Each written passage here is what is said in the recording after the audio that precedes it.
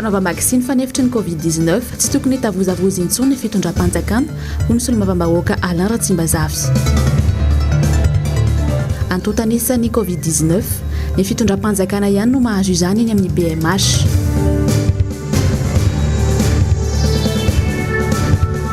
Tsy afa tsy manaiky ny andevenana ny maty ny COVID-19 ao an-toerana ny poniny. Dia atolotry indray ary tomboky lasy tomboky vavy ny arahaba mbs Talata zay manaraka ny fahitalavitry ny MPS amin'izao alina izao.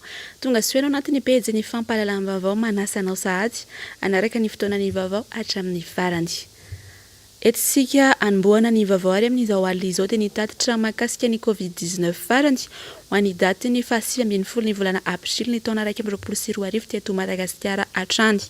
20 ireo maty ny valanaretina COVID-19 ka 3.7 izany hatreto no maty hatramin'ny sy ny valanaretina teto Madagasikara. Dia nahatratra 400 kosa ny tranga vaovao ka ny 7.7 tamin'ireo dia teto amin'ny faritra Analamanga avokoa. Raha toka tany amin'ny faritra Atsinanana ny 7 tany Dianany 7 miisa 2 ny tranga vaovao tany amin'ny faritra Alotra Mangoro, 4 ny tany Matsiatra Ambony, Ray Vakinakaratra, 13 ny tany amin'ny faritra Sava, 4 tany Atsimo Andrefana, 9 Vatovavy 3 Analanjirofo, 3 ny tany amin'ny faritra Androy, ary 1 tany amin'ny faritra Atsimo Atsinanana. Tafisakatra 27 sy 304 ireo tsabony eny amin'ireo toerana natokana ho amin'izany, ka ny 7 sy 300 amin'ireo dia anatin'ilay antsona hoe forme grave avokoa.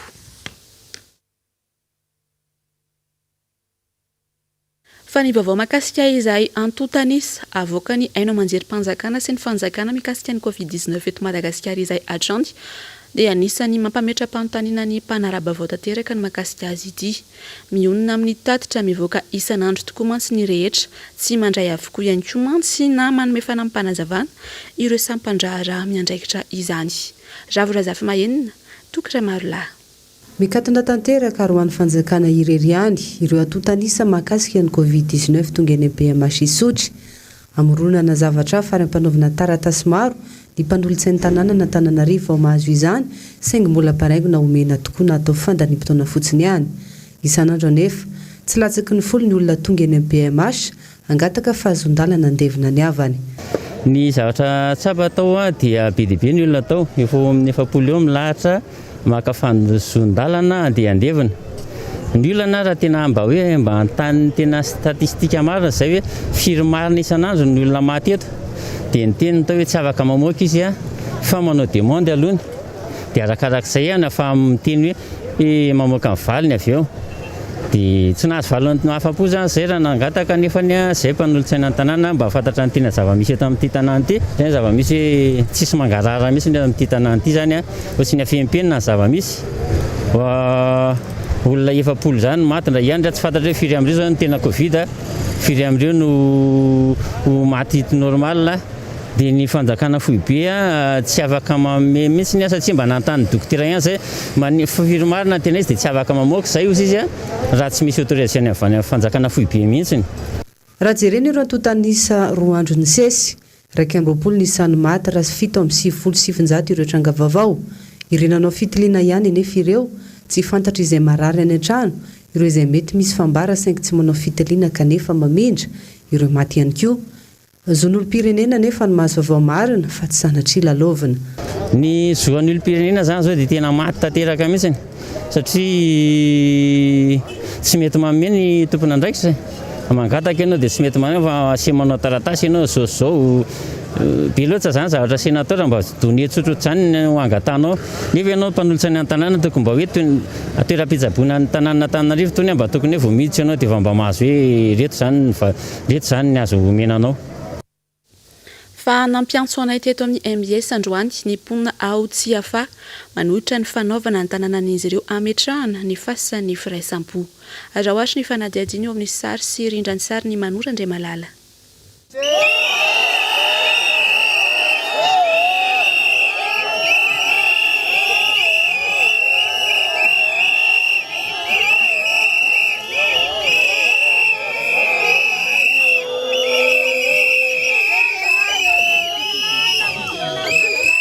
Ity ny lalana miazo ilay voalaza fa andevenana ny matin'ny Covid-19 ety tsy ava dia sy tsirika na Simondrano. Efa nasiany ireto mponina barage kely toy izao ho fanehoan'izy ireo ny tsy fankasitrahany. Efa hatramin'ny alina tokoa no niambina ny vatan-dehilahy aty mba tsy hisy andevina dia nitoy hatramin'io maraina io niaraka tamin'ny sora-baventy. Lavinay ny fanaterana ny matin'ny Covid-19 ety amin'ny tanànanay. Ity ilay toerana haka-saina sy ny ilay fasana. Eto ny sabotsy tsy afa Ambatofotsy. 100 metatra eto dia misy tanàna io ambany io. Manamafy ny amin'ny mety ho fahasalamany ny mponina. Dia ao fanoherana an'izay le tenin'ny filoham-pirenena izay tsy manohatra anazy fa le hevitra no toherinay satria izao ny antony. Voalohany aloha tsisy fampiarana tamin'ny vahoaka tety, tsisy fampidiniana, tsisy fampiarana fa tonga dia baiko midina fotsiny le izy moa avy any amin'ny commune. Ny tena angatahanay zany vahoaka eto Antsefa dia ny mba anajanonana sy anafoanana ilay toerana antonona hoe andevenana. Andavanay satria raha tany amin'ny 1936 nisy zany pesta izany dia sy mety era zany nandevenana ny zareo izay maty tamin'izany andro ny pesta izany. Ary izay tamin'izany fotoana zany no nahatonga ny ty tanàna ty fona ny olona teto.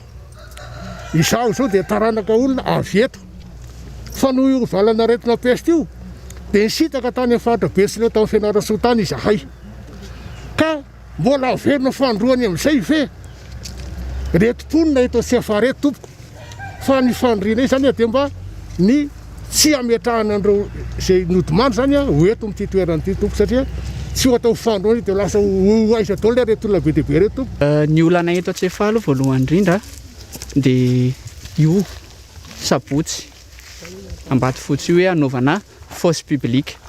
Voalohany indrindra raha antsika malala tsara fa zany fosse publique zany tsy olona ray na roa no ilevinao. Minimum amin'izany olona 10-20 isan'andro raha ohatra ka izay noho ny aretina io. Fantatsika tsara io aretina io fa pandémie izy tsika amin'ny teny français tsy afaka mihitsy izahay ary mangataka izahay afindrao teorana fa aza atao aty amin'ity commune ity raha mety tompoko ilay fosse publique na ilay ataontsika teny filoham-pirenena hoe fasan'ny raisam-po. Madame le maire anay zany hoe be ny tanàna maire koa izy amary mpianakaviany azy nitondra koa izy ty tompoko ty hoe mpiasan'ny santé ony tondrahana fanafody adiny 3 ny tompoko dia maty ny valana retina. Koa maninona ny maty rehetra ny Covid raha mba nitondrahana tany izay nisy azy tamy mba tsy hiparitaka. Inona zany tompoko ny dikan'ity barrière ny santé atao isan'andro inona na ny tanana ny any dia mba manontany zay hoe ay zary zany fanafody fanondrahana mba ahafaty ny valana retina zany. Lazay indray zay tompoko fa pila vaniny ohatran'izao sy ohatran'izany. Fony anazy zany amary mpianakaviana nidina ho ny mpiasan'ny domaine tsy dia asiko resaka loatra aloha le terrain domanial tsy fantatro zany tsy raharahako zany. Fa ny tsy ekeko hatramin'ny farany tompoko dia une fois encelé maty mihitsy zay fa tsy misy microbe atsondy. Virus tsy miparitaka fa maty miaraka amin'ny maty fa ahoana kosa ireo mpandevina mivezivezy miaraka aminy. Hotondrahany eto masonay zany ve mifaty dia say mandevina ny tena ny enterré any dia amin'izay tsy isy valana retina. Karaha efa tsy zany asay mangina ny vavan'le mpitandro ny mpiasan'ny santé tady andrebireby anay milaza zavatra tsy marina amin'izany. Raha mpiasan'ny santé izy tompoko tokony fampitandremana no tenenany anay fa tsy hoe tondrahana adiny 3 dia maty ny valana retina. Distrikena Simondrano no misy Antsefa, commune ambanivohitra, 520 km miala eto Antananarivo. Eto Ambatofotsy no mivily miankavia, manomboka eto dia ratsy ny lalana izay mirefy eo amin'ny 3 km eo. Fa teny amin'ny tsenana Andravoahangy ihany koa izahay androany maraina toy ny isan'andro ny fiainana eny toy ny tsy misy valana retina izany. Velo taraina nefa ireo mpivarotra noho ny tsy famelana azy ireo hivarotra isaky ny tsena isan-kerinandro raha ohatra hoe larobia zao ny eny Andravoahangy fa eo ihany koa ny sabotsy sy ny alahady. Toy izao indray ary nefa nadiadiany eo amin'ny sary sy rindran'ny sary ny Manora Andriamalalatrany. Andravoahangy amin'ny 8 ora sy sasany maraina. Toy izao ny eto amin'ny tsena mifanaretsaka mifamezivezy ny olona.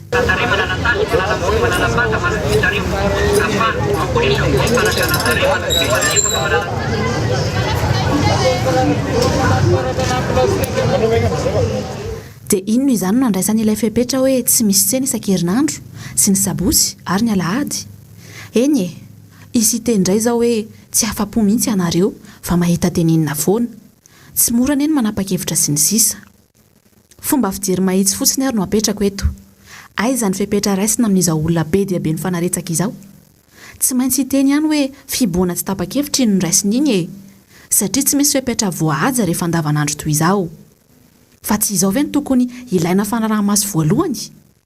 Sarotra tokoa ny manapa-kevitra fa miankina amin'ny fahaiza-manao izany. Ary ataoko hoe raha fanjakana mahay ny marary ny vahoaka ao aminy, tsy tokony ho sahirana mihitsy hanapa-kevitra izany.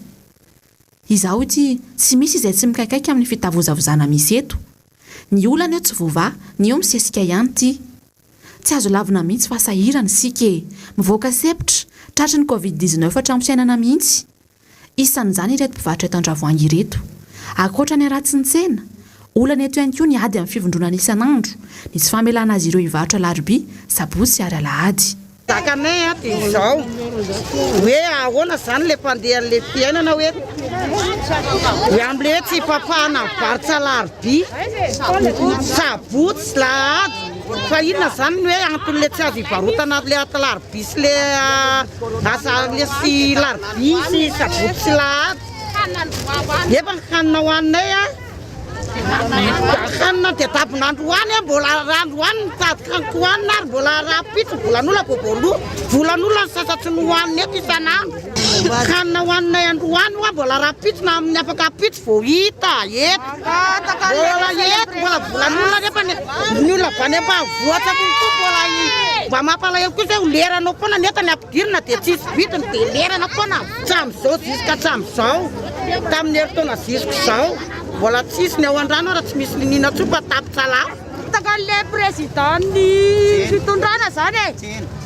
Le eo amin'le resaka mpiladitaon'le resaka fivarotana zany mba angatahana mba iravan'orombem-bolo tsy ny tamin'ny heritaona fa le asabotsy salady tsy mety satria io andro sabotsy ny tadavanay an'ny hofatsarinay sy ny hofanjiro. Raha joloa ny hofatsary sy ny hofanjiro tsy maintsy rohan'ny tompotsasy zany zay.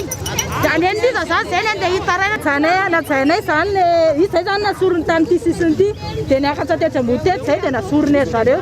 Dia niresaka ny lehibe antsely zay teo tsy nahita valima afa-po zay fa nitenenina anay naverimberiny anay teo hoe manina ozy izy nareo ve ozy izy raha miala eo amin'ny toerana izy dia nareo namea sakafo anay raha miala eo ozy izy jereo rozy izy raha miala eo zay ozy izy zay rozy izy raha miala eo zay zay nivarotra nenay le toerana eriarinareo efa samy manana ny tompony tsirairay aby zay manina raha sorona daholo raha tsy any ambany fa tsy zay parti ety any ny soronao.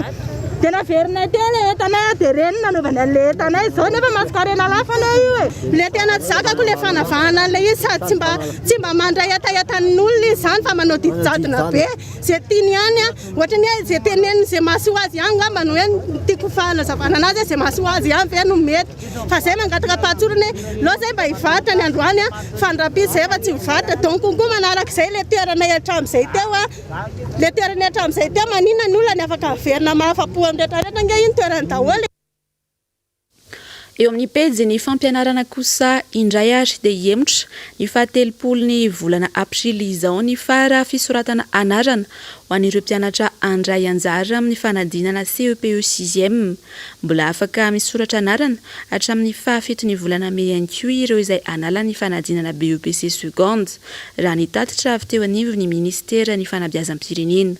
Tsy misy fivany aloha ireo tety andro mpanadina-panjakana efa napetraka tany aloha ka ny fahiny ny volana Jolay 2024 no anatanteraina ny fanadinana CEPE ary ny 7 hatramin'ny 12 ny volana Jolay izao ny BEPC.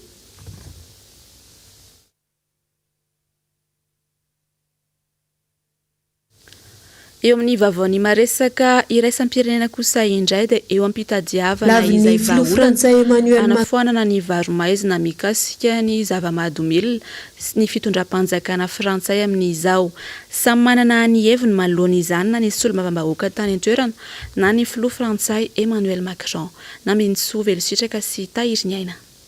Lavin'ny filoha frantsay Emmanuel Macron ankitsirano ny tolo-kevitr' ireo solombavambahoaka ny toerana mikasika ny famelana malalaka ny famarotana na fividianana na fifohana zava-mahadomelona la Frantsa. Raha ny fampitam-baovao dia nisy ny fivoriana teo amin'ny samy solombavambahoaka ary hevitra hitan'izy ireo anafoanana ny varomaizina amin'ny zava-mahadomelona sy mba halalaka kokoa ity lafiny ity ka mety ampiena ireo mpanao varomaizina sy ireo mpidorokatsa isin'izany. Rehefa natolotra ny filoha frantsay anefa ny hevitra dia izao ny laviny izao ary namafisiny manokana fa fahavalo ny fanabeazana ny zava-mahadomelona ka tsy azo avela malalaka izany. Vao maika iamafo izy ny fanenjehana manomboka izao ary hoenjana ny sazy mihoatra noho ny teo aloha. Tompony teny farany ny filohan'ny repoblika hoy nambaran'ny solombavambahoaka frantsay iray ka na dia nisy aza ny sosikevitra dia tsy maintsy izay nambarany no tanterahina. Sarotra raha teo ny fandidiana raha ity resaka zava-mahadomelona ity no resahina ho iatrany nambaran'ilay solombavambahoaka frantsay.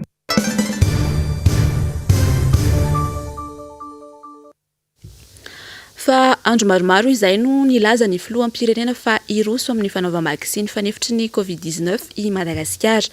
Miandry sy miandrandra izany avokoa ny ankamaroan'ny vahoaka malagasy saingy toa tsy mbola hita taratra izany hatramin'izao. Solombavambahoaka ny Madagasikara ary no naneho ny heviny mikasika izay fanafarana vaksiny izay androany. Mialatra ary nombana sy Andra Rakotomalala. Raha efa miroso amin'ny fanaovana ilay vaksiny fanefitry ny Covid-19 avokoa ny ankabeazan'ireo firenena maneran-tany amin'izao fotoana izao, mbola hita tsy tapa-kevitra sy mihazoazo kosa ny fitondram-panjakana malagasy. Pirofo iray mitohaka amin'ny tenda fa tsy niomana tamin'izany mihitsy izy ireo.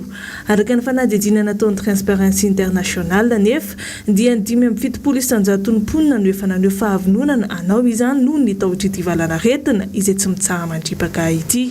Aina no resaka ka nambaran'ny solombavambahoaka ny Madagasikara iray fa tsy tokony angatakandro ny fitondram-panjakana amin'ny fampidirana ny vaksiny fanefitry ny Covid-19 eto amintsika. Ny fitondram-panjakana dia tokony tsy tavozavoza intsony amin'ny fandraisana fanapahan-kevitra satria efa mihamary loatra ireo olona laviny ity valana retina ity. Mahakasika ny vaksiny mantsy dia mbola hita taratra zany amin'ny toa endrika fisalasalana amin'ny fanafarana an'io vaksiny io. Nefa hita ny besany maro maneran-tany fa anisan'ny vahaolana anapahana an'izany roy mamparitaka an'ity valana retina ity ny vaksiny. Tsy miandriandry mihitsy ireo mpitondra fanjakana na nivon'ny firenena ivelany regny. Fa ho antsika na ny mpanohatra efa niteny tamin'ny 17 volana Marsa no efa nanatsidika fa hoe lalana anankiray tokony izoran'ny fitondram-panjakana malagasy ny fanafarana vaksiny mandrakity androany mbola ao anatin'ny fisalasalana zany fitondram-panjakana zany. Mahavalalana ihany koa ity solombavambahoaka ity ny tsy fisian'ny fanapahan-kevitra matotra avy amin'ny fitondram-panjakana ny amin'ny vaksiny atao amin'ny malagasy. Samy manana ny filazany mantsy ireo tompona andraikitra isan-tsokajiny. Nilaza ny minisitra ny serasera omaly fa ilay vaksiny Johnson & Johnson no safidin'ny fanjakana nefa ny filoham-pirenena dia nanambara ihany koa fa manana safidy efatra isika. Inona ny tena marina? Iza marina na hoe inona marina ny anaran'ny vaksiny afaratsika. Mila mandray fanapahan-kevitra tokana ny fitondram-panjakana satria izay mandray fitenenana eo anoloan'ny fahitalavitra ankehitriny milaza ministra anankiray hafa ny lazainy, milaza ihany koa ministra anankiray hafa ny lazainy dia lasa misalasala ny vahoaka malagasy ary miteraka fanahiny zany amin'ny hoe tsy misy fanapahan-kevitra mbola tena mivoaka ao anivon'izany fitondram-panjakana malagasy zany. Amin'izao vanim-potoana efa tena mamaivay manjoantsika izao. Naneho ny heviny mikasika ny fanapaharihana ny vaksiny afarana ihany koa ity solombavambahoaka ny Madagasikara ity. Ity farany izay nilaza fa tokony efa hiomana sy hametraka lamina amin'ny fizarana izany sahady ny fitondram-panjakana hialana amin'ny olana hafa indray. Ilaina sahady ny fiomanana mialoha. Zay le hoe mi-anticiper tsika, mila mahay mametraka an'izay anticipation zay mba apetraka dia mialoha ny fomba fanapaharihana ny vaksiny rehefa tonga eto Madagasikara mba tsy ho ela ny fahatongavana izany eny amin'ny vahoaka zay milaza. Satria tsy maintsy isy ny ambaratonga samihafa ny fanomezana amin'ny vaksiny ohatra miainga any amin'ny zokiolona na ny mpitandro filaminana na ireo mpitsabo dia efa tokony efa misy pakady voarindra mialoha zany fa tsy hoe tonga foana ny olana eo antsika vao mitady vahaolana. Efa tsy tokony ho fomba fiasan'ny fitondram-panjakana intsony zany satria tena io ny olana tsy mampandroso ny firenentsika amin'izao fotoana izao. Fanontaniana mipetraka tsainy rehetra ny hoe atao ihany ve izy ity sa ahoana? Tsara ihany koa ny manamarika fa tsy andoavam-bola ny fanafarana ity vaksiny fanefitry ny Covid-19 ity. inona no mbola andrasan'ny fitondram-panjakana sa andrasana hiakatra hatrany ny trangam-pahafatesana sy nisan'ireo olona mitondra ny valanaretina vao hikoropaka. Fa nitondra ny heviny tao anatin'ny fandaharana miara-manonja omaly ny solombavam-bahoakany Madagasikara Fidèle Razarapiera nambarany fa tsy mifanaraka amin'ny isan'ireo maty eny anivon'ny fiarahamonina ny isan'ireo mamony ainy mivoaka amin'ny tatitra amin'ny haino manjery mpanjakana Asin'Andriamalala sy Tahiriniaina. Nanambarany Flo Andrajoel fa natratra 20 ny trangana Covid-19 tao anatin'ny 2 andro farany teny Zoma sy ny Sabotsy lasa teo. 12 kosa no maty tao anatin'izay fotoana izay. Tsy mifanaraka amin'ny zava-misy eny anivon'ny fiarahamonina ny isan'ireo namony ainy avoakan'ny haino manjery mpanjakana io hoy ny solombavam-bahoaka Fidèle Razarapiera omaly. Mamita bahoaka ary mamita tena ny mpitondra fanjakana milalao tarehimarika toy izao hoy hatrany ny fanazavany.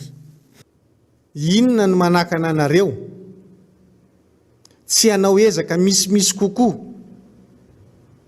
amantarana ny tena tarehimarika marina amin'ny fianaka ty valana retina teto Madagasikara.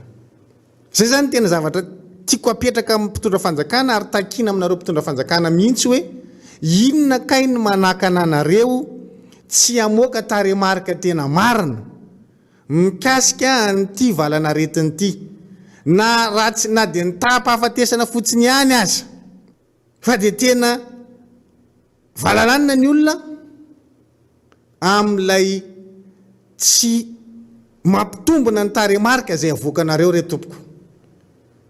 Mahamenatra le izy ary mahatonga ny olona tsy ho tonga saina faratampony amin'ny atao hoe ezaka tokony ho atao ao anatin'ny fitandrona ny tsy ampianaka an'izany valana retina zany. Fantatrareo fa be da be ny zavatra manahirana ny mifehy azy amin'izao fotoana izao. Ny tena andraikitra tokony ezahany mpitondra fanjakana zany dia manome tarehimarika marina. Fa ny olona rehetra tsy makany amin'ny hôpitaly fa ny fahafatesana dia misy tsy any amin'ny hôpitaly be da be. Io nefa dia tsy maintsy fantatry ny ao amin'ny fahasalamana na ny BMS hoe nisy olona maty tsisy olona maty zany ka tsy fantatry ny mpitondra fanjakana sy ny rafim-panjakana amin'ny fahafatesany. Tsy misy zany. Fa tsy maintsy manao taratasy ara-panjakana foana rehefa misy fahafatesana dia ireo tapa-hafatesana rehetra ireo no takina aminareo fanjakana hoe omeo ny tarehimarika mifanandrify amin'izay. Dia eo ianareo no mamaritra hoe rehefa nijerena ny trangam-pahafatesana omaly dia reto avy ny Covid. Reto ny trangam-pahafatesana fa tamin'reto zany reto ny voafaritra fa Covid. Ireto mbola ao andalam-pahamarinana tsika satria mbola natao ny fanamarinana inona marina ny navoa azy. Fa aza mieritreritra tsony nareo ny teny diso nataonareo tany aloha nanamaivana an'io aretina io. Fa efa enatra ho anareo zany ny nanamaivana an'ilay aretina tsy mafy no mipesta sy ny kolera ary ny lalao tamina tarehimarika nareo tamin'izany fotoana zany. Nanamafy hatrany koa ny solombavam-bahoaka Fetra Ralamzavimbololona tamin'ny alalan'ny Antsotarby raha ny tantarany zava-misy eny anivon'ny boribory tany fahadimy. Nambarany hatrany fa diso io atotanisa navoaka CCO io satria ny isa 12 be izao ireo olona namony ainy nivoaka tao amin'ny LTI alarby ny herinandro lasa teo. Ao anatin'ny fanadihadiana lalina amin'ny tena zava-misy ny tenany amin'izao fotoana izao hoy izy fa tsy mifanaraka amin'ny zava-misy satria ao amin'ny boribory tany fahadimy fotsiny io isa voalaza io. Mipetraka ary amin'ny fanontaniana efa impiry moa ny fitondram-panjakana no nilaza fa efa voafehy io aretina io. Niova kely indray izany taty aoriana ka nilaza fa tsy misy firenena mahafehy io aretina io kanefa izany anefa no nilaza fa efa voafehiny. Ahoana no inona hoe izao fitondrana izao dia avita zavatra manara-penitra kanefa tsy misy lamina matipaika sy mangarara mihitsy ny fitantanana ilay valana retina fa dia mandeha amin'izao fotsiny. Tena mahavaraketraka mihitsy ny manjo ny mpiray-tanindrazana madinika tsy mijanona mamoaka razana isaky ny masoandro izay miposaka lava izao. Hita ihany koa ny fitombon'ny isan'ny fivarotana vatapaty ny kiaka an'ireo nandahoavana noho ny tsy firarahiny manam-pahefana ny mahazo azy. Ohatra ireo namony ainy satria tapaka ny herinaratra eo ampitsaboana azy amin'ny alalan'ny oksygène sy ny maro hafa. Ny fanjakana nefa dia tsy manao izay mangarahary amin'ny fitantanana na dia atotanisa fotsiny azy no resaka eto. Fa sehatra iray mahita fahaisana noho ny Covid-19 ihany koa ny tontolon'ny fampianarana eto amintsika ankoatra ny sehatry ny fizahantany. Mety mbola voarina ve ny fampianarana taorian'ny fihiboana sy ny fanapahana lavareny? Inona no mety andraikitra ny fanjakana sy ny ray aman-dreny? Mamaly ireo fanontaniana ireo ato anatin'ity fanadihadiana ity ary i Paul Rabary, ministry ny fanabeazam-pirenena teo aloha, raha vorazafy-mahinina sy toky raha maro lahy. Karazany very iray taona ny anjerimanontolo nandritra ny fihiboana. Tsy lazainy intsony ny faripiazam-pianatra iraray vokatra izany noho tsy fampinetymanana toy ny internet ahafahana mianatra any an-trano. Ny examen tokony atao izay niembotra fanondroana examen an'ny ankizy nianatra 2019-2020. Ny ankizy afaka tamin'ny 2020 zao voanao vao navita test de niveau. Zany hoe tara herintaona zany de fait efa nisy any blanche herintaona zany dia teo zay ny amina mpianatra teo kory tokony atao anatin'ny bolana 6 volana atao anaty 3 volana. Dia izao zao tsy afaka miasa satria ny ankizy nge tsy manana connexion hafa ny andafy ny mianatra amin'ny ordinateur daholo. Donc zany resaka confinement aloha zany za dia miteny mihitsy hoe alao tsy misy confinement zany. Sarotra ny laza fa mbola voaarina ny tontolon'ny fampianarana nandritra ny fihiboana sy amin'izao fotoana izao. Miankina amin'ny fahazotony ray aman-dreny hampianatra ny zanany any an-trano anefa no ahafahana manarina izany fa tsy ny fanjakana. Avitsy anefa ireo ray aman-dreny no manana fari-pahalalana ampy ka afaka ny anao izany eto amintsika. Tsy miankina amin'ny fanjakana fanarenana zany tena marina. Raha ny fanjakana narenana zany nandritra ny fotoana. Za rehefa midresaka fanjakana tsy mpitondra. Nandritra ny fotoana nazozaka amin'ny fahaleovan-tena katy ny tsy totongana ilay faripaizam-pianatra. Donc tsy fanjakana mihitsy no afaka anarina an'izany. Satria nitazona an'ilay nisy ary tsy vita amin'ny fanjakana. Ny fanarenana an'ilay izy dia miankina amin'ny mpianatra sy miankina amin'ny ray aman-dreny. Fa raha hoe atenantsika hoe io système io nanavitra azy tsy tafavoaka. Dia efa miteny fa génération sacrifiée zany zao génération amin'izao fotoana izao. Na inona sekoly misy azy ny génération misy amin'izao fotoana izao raha tsy maka fanapa-kevitra entitra mihitsy ray aman-dreny. Inona ilay fanapa-kevitra entitra terena mpianatra hianatra any an-trano ary mila ray aman-dreny manana niveau amin'izany fa ianao ve tsy ianao ary tsy mety tsy manana niveau no le mpianatra le zanakao ao an-trano ve dia ahoana ny ahafahanao manarina an'ilay izy. Donc tonga dia tsoka tsy voarina intsony fa dia miandro génération manaraka indray zany aloha arina fa ity zany dia efa génération sacrifiée aloha reto mpianatra eto. Io zany tena hoe amin'ny ampahavitsy kely amin'izay ray aman-dreny afaka manana possibilité hoe mividy boky any zanany manara-maso ny fianaran'ilay zanany isan'andro fa ny ankoatr'izay tsy voarina. Tsy sasatra ny meboebo amin'ny EPP manara-penitra amin'ny fanjakana malagasy move mifanaraka amin'izany faripaizam-pianatra move anampy ireo ankizy sy tanora amin'ny fahalalam-pampianatra sasany raha neny amin'ny anjerimanontolo no resahina. Foto-drafitrasa efa nisy hatramin'izay no mbola vatan'ireo mpianatra ankehitriny tsy misy fanatsarana akory. Mitotongana hatrany ny fampianarana eto amintsika ireo nanovo fianarana tany ivelany sisa natao hoe manam-pahaizana rehefa kelikely. Fa somary iverenantsika kely indray ny fandarana miara-manonja ho an'ny androany satria dia mpanao politika iray no naneho ny heviny mikasika indrindra ireo fivoriana nitsitokotoko omaly mikasika ny fanafarana vaksiny nambinitso velositraka sy tahiry ny aina. Tsy mahasahy mandray fanapahan-kevitra ary tsy matotra amin'ny fandraisana fanapahan-kevitra ny fitondrana raha ny zava-misy manoloana ny ady amin'ny valana aretina coronavirus no jerena. Lasa miditra ny tsehatra ireo fikambanana samihafa raha toa ka anjaran'ny fiadidinan'ny repoblika ny manao ndinika mikasika ny fanafarana vaksiny sy ny ady atao rehetra amin'ny valana aretina Covid-19 raha ny fanazavana. Dia maninona no any amin'ny fondation Barali no misy comité restreint mandinika ny fanafarana izany vaksiny izany. Magaga ary mampametra-panontaniana zany. Tsy te hanitatra devitra lalina na ite resaka zavatra enjana ao anatin'izao raharaha izao satria mila mitandrana koa isika ao anatin'itony fandarana itony. Ka zay ny antony nanatsidihako azy ny amin'ny hoe marefo ny fitondram-panjakana eto Madagasikara. Teo ihany koa ny ampamokana ataon'ny mpiasa teo anivon'ny ministera amin'ny fahasalamam-bahoaka izay niariary tamin'ny vahoaka tsy vaky volo hono nambarany. Izany mampametra-panontaniana eto amintsika ny hoe etsy ankilany mitokana vato fototra, etsy andaniny anefa feno fitarainana, inona marina ny tena zava-misy hoy hatrany fanazavana.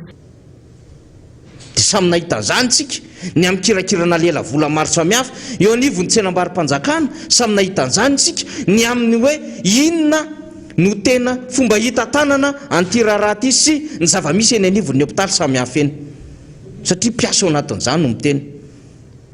Amin'ny ankapobeny manko dia ignorena na hanenjehana any ety anivon'ny fanoherana sy ny vahoaka raha mba mitantara ny zava-misy, fa ny ao anatiny no miresaka, ny ao anatiny no manaitra,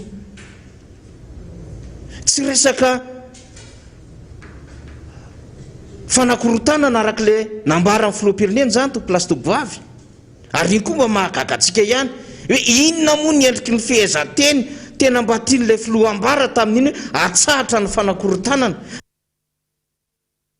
Dia izay indray ary no mamarana ny fotoanany Vaovao MBS tamin'izao alina izao mankasitraka anao ohatra nanaraka izany hatramin'ny farany mametraka ny veloma mandrapitafa ao amin'ny manaraka indray tompoko.